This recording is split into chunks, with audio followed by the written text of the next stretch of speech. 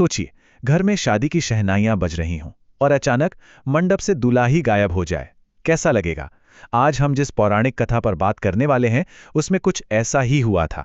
ये एकदंत संकष्टी चतुर्थी की वो चमत्कारी कथा है जो बताती है कि सच्ची श्रद्धा और एक छोटी सी भूल जिंदगी को कैसे पलट सकती है। चलिए सीधे इस कथा की गहराई में उतरते हैं। कथा में आगे बढ़ने से पहले इसका एक सीधा सा नियम समझ लेते हैं। कहा जाता है कि पूरी निष्ठा और विधि विधान से अगर भगवान गणेश की पूजा की जाए तो जीवन में कभी कोई रुकावट नहीं आती। मतलब सच्चे मन से व्रत करने वाले के घर में कभी किसी चीज की कमी नहीं रहती और सब कुछ मंगलमय होता है। तो चलिए पहले भाग की ओर बढ़ते हैं और देखते हैं कि संकष्टी चतुर्थी की ये कहानी आखिर शुरू कहां से होती है। ये बात है सतयुग की। राजा पृथु का एक बहुत ही सुखी और समृद्ध राज्य हुआ करता था। उसी राज्य में दयादेव नाम के एक विद्वान ब्राह्मण रहते थे। उनका परिवार एकदम संपन्न था। 4 बेटे थे, चारों की शादियां हो चुकी थीं। मतलब जिंदगी में सब कुछ एकदम सेट और खुशहाल था। अब आते हैं दूसरे भाग पर, जहां कहानी में असली मोड़ आता है, बड़ी बहू का व्रत और उसका संकल्प। तो हुआ कुछ यूं कि दयादेव की सबसे बड़ी बहू बचपन से ही भगवान गणेश का संकटनाशक चतुर्थी व्रत करती आ रही थी। वो ससुराल में भी इसे पूरे मन से जारी रखना चाहती थी, लेकिन उसकी सास को यह बिल्कुल समझ नहीं आया। सास का कहना था, अरे तुम्हारे पास धन दौलत सुख सब कुछ तो है, तुम कोई भिखारिन थोड़ी हो जो इतने कठिन उपवास करो, ये तो सुख भोगने की उम्र है। सीधा सा टकराव था। एक तरफ ऐशोआराम और दूसरी तरफ कठोर नियम। लेकिन बहू भी पक्की थी। सास की इन तीखी बातों के बाद भी वो अपने संकल्प पर अडिग रही। उसने बिना डरे अपना व्रत और अनुष्ठान जारी रखा और सच कहूं तो उसकी इस अटूट भक्ति का फल भी उसे मिला। जल्द ही उसकी गोद में एक बेहद सुंदर सा बेटा आया और पूरे परिवार में खुशियां दोगुनी हो गई। अब बढ़ते हैं तीसरे भाग की तरफ, सास का विरोध और फिर वो अनहोनी जिसने सब कुछ बदल दिया। पोते के जन्म के बाद सास ने देखा कि बहू अभी भी व्रत कर रही है। बस उसने जबरदस्ती बहू का व्रत छुड़वा दिया। लेकिन यहीं सबसे बड़ी गलती हो गई। इस पवित्र नियम को बलपूर्वक तोड़ने का सीधा असर यह हुआ कि भगवान गणेश अत्यंत क्रोधित हो गए। ये वो पल है जहां इंसान का अहंकार ईश्वर के नियमों से टकरा गया था। व्रत तोड़ने का नतीजा तुरंत तो नहीं दिखा, लेकिन जब दिखा तो पैरों तले जमीन खिसक गई। समय बीता, वो पोता बड़ा हुआ, उसकी शादी का दिन आया। चारों तरफ शानदार जश्न चल रहा था। लेकिन तभी एक रोंगटे खड़े कर देने वाली घटना घटी। वो दूल्हा मंडप से अचानक पूरी तरह से गायब हो गया। सोचिए उस वक्त वहां क्या हुआ होगा। मंडप में बैठे हर इंसान की सांसें अटक गईं। अकल्पनीय अफरा तफरी मच गई।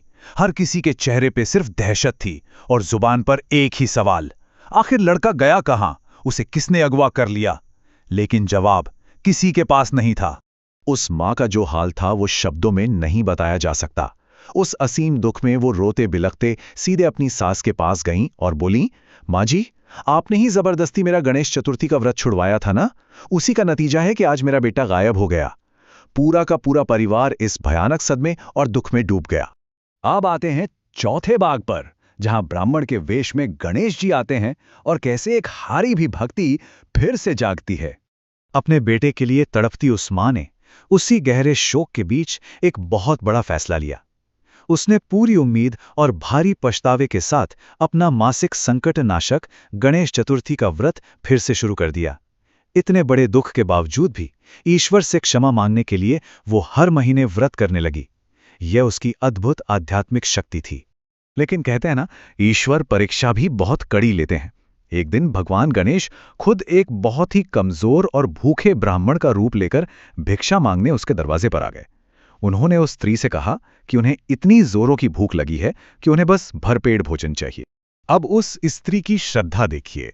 उसने निस्वार्थ भाव से सबसे पहले उस भूखे ब्राह्मण को पूरी भक्ति के साथ भोजन कराया।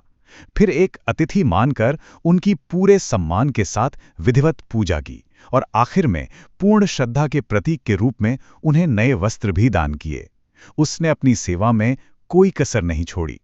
चलिए कहानी के 5वें और आखिरी भाग में चलते हैं, वरदान और परिवार का मिलन। देखते हैं इस निस्वार्थ सेवा का क्या परिणाम निकला। यहीं पर आता है कहानी का सबसे भावुक मोड़। वो कमजोर ब्राह्मण अचानक अपने असली रूप में आ गए। उन्होंने प्रसन्न होकर कहा, हे कल्याणी, मैं तुम पर बहुत प्रसन्न हूं। तुम्हारी इस निस्वार्थ सेवा ने ही मुझे यहां खींचा है। मैं ब्राह्मण के वेश में स्वयं भगवान गणेश हूं। तुम्हारी जो इच्छा हो वो वरदान मांग लो। सोचिए, सीधे ईश्वर से मनचाहा वरदान। लेकिन उस मां ने क्या मांगा? ना कोई असीमित धन, ना दौलत, ना कोई बड़ी शक्ति। उसने बस हाथ जोड़े और रोते हुए केवल एक प्रार्थना की, हे विघ्नेश्वर, अगर आप सच में मुझ पर प्रसन्न हैं तो बस मुझे मेरे बेटे के दर्शन करा दीजिए। क्योंकि एक मां के लिए अपने परिवार के वापस मिलने से बढ़कर दुनिया में कोई और संपत्ति नहीं होती। भगवान गणेश ने तुरंत मुस्कुराते हुए कहा, तथास्तु, जो तुम चाहती हो वही होगा। और वो वहीं अंतर ध्यान हो गए। चमत्कार देखिए, कुछ ही देर में वो गायब हुआ बेटा बिल्कुल सुरक्षित घर लौट आया। सूने पड़े घर में फिर से खुशियां लौट आईं और रुके हुए उस विवाह को बहुत ही खुशी खुशी संपन्न किया गया। इस पूरी कथा के विश्लेषण को समेटते हुए एक बहुत गहरी बात समझ में आती है। हमें लगता है कि हमारे विश्वास और श्रद्धा की परीक्षा सिर्फ दुख के समय होती है, लेकिन ऐसा नहीं है। जैसा सास के मामले में हुआ, जब जिंदगी में सब कुछ परफेक्ट चल रहा हो, अपार धन दौलत हो, तब उस अनुशासन को बनाए रखना सबसे मुश्किल होता है। इसलिए हमेशा याद रखिए, श्रद्धा से किया गया व्रत कभी व्यर्थ नहीं जाता। क्या हम सुख के दिनों में भी अपनी आस्था पर उतने ही अडिग रह सकते हैं? इसी सवाल के साथ आज की इस प्रस्तुति को यहीं रोकते हैं। हमारे साथ जुड़ने के लिए आपका बहुत बहुत धन्यवाद।